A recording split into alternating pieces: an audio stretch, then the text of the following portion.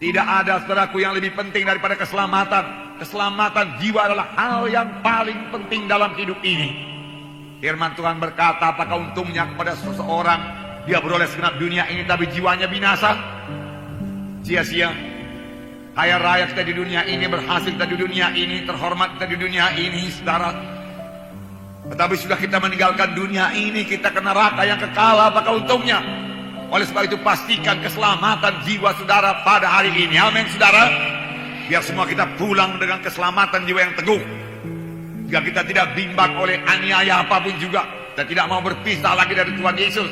Karena kita tahu hanya Tuhan Yesus satu-satunya jalan ke sorga, tidak ada jalan yang lain. Tuhannya sendiri berkata, akulah jalan dan kebenaran dan hidup, seorang pun tidak sampai kepada Bapa kalau tidak melalui aku. Hanya Yesus jalan ke sorga. Dalam Kisah Rasul pasal 2 ayat 14 sampai 18 saya bacakan kepada saudara.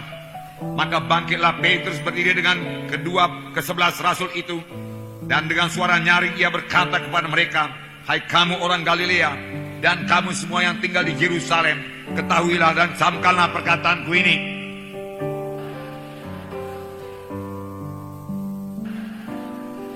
Tetapi itulah yang difirmankan Allah dengan perantaraan Nabi Joel.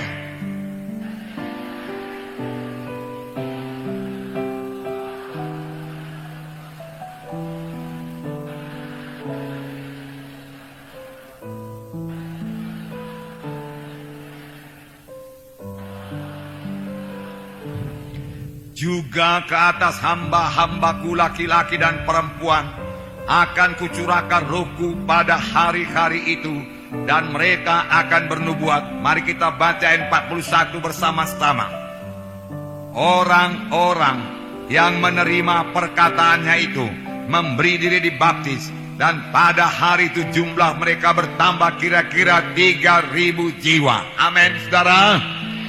Puji Tuhan. Saudara, ini terjadi sesudah pencurahan Roh Kudus.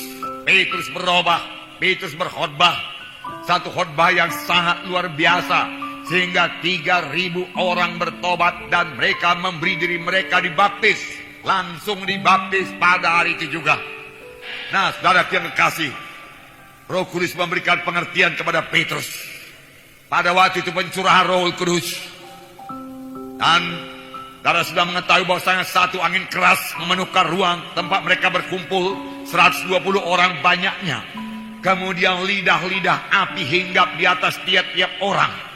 Lalu mereka memulai berbicara dalam bahasa-bahasa yang lain, seperti yang diilhamkan Roh itu kepada mereka untuk mengatakannya. Lalu pada waktu itu banyak orang Yahudi dari segala bangsa yang diam di negara-negara lain datang ke Israel untuk merayakan hari raya Pantekosta. Lalu mereka itu mendengar 120 orang ini berkata-kata dalam bahasa-bahasa mereka di mana mereka telah lahir, walaupun mereka orang Yahudi juga. Mereka sangat heran karena orang ini tidak pernah belajar bahasa mereka sebelumnya. Tapi dengan jelas mereka memuliakan Allah dalam bahasa mereka masing-masing. Apakah ini? Apakah ini? Dia katakan. Tapi beberapa orang mengolok-olok dan berkata mereka itu mabuk oleh anggur manis. Tetapi Petrus bangkit dan berkata, ini bukan mabuk anggur sebagaimana sangkamu, karena hari baru pukul 9 pagi. Tetapi inilah kegenapan nubuat Nabi Joel yang berkata bahwasanya pada akhir zaman aku akan mencurahkan rohku kepada segala manusia.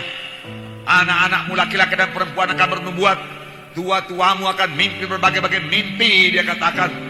Dan kemudian kepada anak-anakmu laki-laki dan perempuan akan bernubuat, teruna-terunamu akan mendapat penglihatan-penglihatan, dan orang-orang tuamu akan mimpi berbagai-bagai mimpi.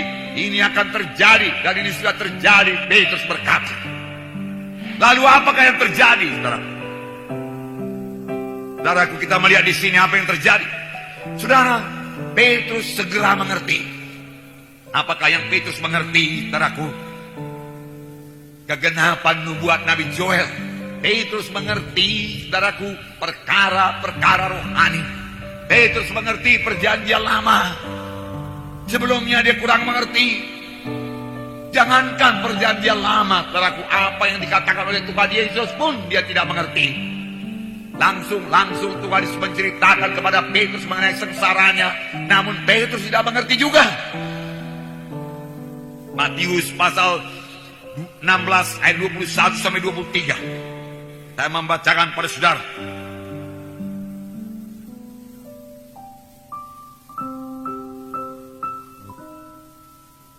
Saya membacakan.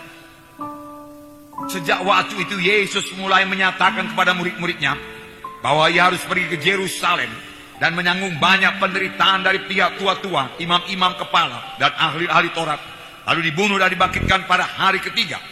Tetapi Petrus menarik Yesus ke samping dan menegur dia, katanya, Tuhan, kiranya Allah menjauhkan hal itu.